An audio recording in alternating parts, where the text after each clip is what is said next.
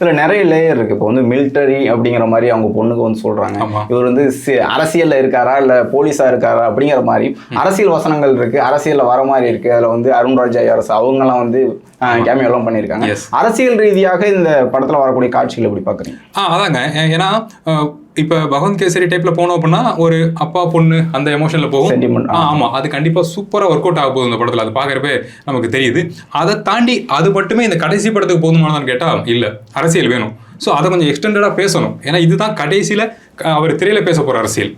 ஏன்னா எல்லாரும் சொல்லுவாங்க சார் வந்து ப்ரெஸ் மீட் கொடுக்க மாட்டேங்கிறாரு, ஆனால் திரையில மட்டும் நல்ல அரசியல் பேசுறாருன்னு. ஆனால் ஃபேக்ட் என்னன்னா திரையில ஒரு நல்ல அரசியல் பேசுவார்.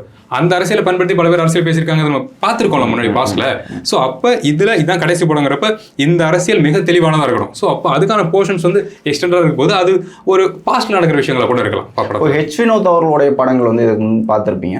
விஜய் அவர்களுடைய படமாக இருந்தாலும் ஹெச் வினோத் வந்து அவருடைய கருத்துக்கள், அவர் வந்து நிறைய விஷயங்கள் சொல்லணும்னு நினைப்பாரு. அதில் நிறைய விஷயம் சொல்லியிருக்காரு. இதுக்கு முன்னாடி ப்ரெஸ் மீட்லலாம் சொல்கிறாரு, இன்டர்வியூஸ்லாம் சொல்கிறாரு. நிறைய இருக்குது, நிறைய கருத்துக்கள் வந்து இருக்குது. அதே போல் தளபதி படமாகவும் இருக்க போகுதுன்னு சொல்கிறாரு. அவருடைய படம், அவருடைய வசனங்கள் என்ன கருத்து சொல்லும் நீங்க எதிர்பார்க்குறீங்க? எஸ், என்னன்னா விஜய் சார் கூட ஒர்க் பண்ணுற இயக்குநர்கள் நீங்கள் பார்த்தீங்கன்னா தெரியும், ஒன்று ஃபேன் பை மோமெண்ட்டில் ஒர்க் பண்ணுவாங்க.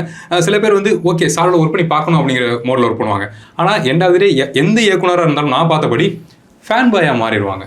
விஜய் சாருக்கு அவர் இயக்கலான்னு போனவங்க படம் முடிச்சு வரப்போ அவரோட ஃபேன் பாயாக மாறிடுவேன். ஏன்னா சின்ன சார் இன்டர்வியூலாம் நம்ம பார்த்துருக்கோம், எந்த அளவுக்கு பேசுவார், இப்போ பெரிய ரீசன் இல்லை அப்படிங்கிற விஷயங்கள்லாம் ரொம்ப தெளிவாக எடுத்து வச்சிருப்பாரு. ஸோ அப்படிப்பட்ட ஒரு நபர் இது வந்து தளபதி படம் அப்படிங்கிற மோடில் இறங்கி பேசுறதுன்னு ஒன்று இருக்குல்ல. ஸோ அப்போ அவர் என்னதான் ஃபோக்கஸ்டாக பண்ணியிருந்தாலும், தன்னோட கதையை இயக்கலாம் அப்படின்னு நினச்சிருந்தாலும், அதை தாண்டி விஜய் சாரோட சேர்ந்து டே பை டே பழகிறப்ப இவருக்கு நம்ம ஒரு நல்ல விஷயம் செஞ்சிடணும், ஹெவியாக செஞ்சிடணும். மற்ற தன்னோட படங்களை தாண்டி இந்த ஹீரோக்கு நம்மளை நம்பி கடைசி படத்தை கொடுத்த ஹீரோக்கு ஒரு ஹெவியான விஷயத்த பண்ணிடணும், கமர்ஷியலைஸ் பண்ணிடணும் அப்படிங்கிற மோட்ல தான் அவர் ஒர்க் பண்ணியிருப்பாரு. அஜித் சாரோட படத்துல வந்து அவர் சொல்ல வேண்டிய வசனங்களும் நிறைய வந்து பதிவு பண்ணியிருக்காரு. அதனால இந்த படத்துலையும் இருக்குமா அப்படின்னு எதிர்பார்க்குறாங்க. அதான் அந்த படத்துல அவர் அப்ளை பண்ண மாதிரி விஷயத்தை நேரம் இங்கே அப்ளை பண்ண முடியாது. ஏன் அப்படின்னா இவர் ஒரு அரசியல் பண்ண போற ஹீரோ அடுத்து.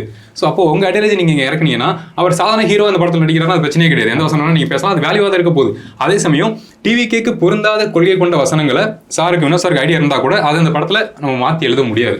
அது முழுக்க முழுக்க அவரோட வசனங்களாக இருந்தாலும் அது டிவிகே கொள்கைகளால் ஃபில்டர் பண்ணப்பட்டு தான் அது படத்தில் வரும்னு நம்புறேன்.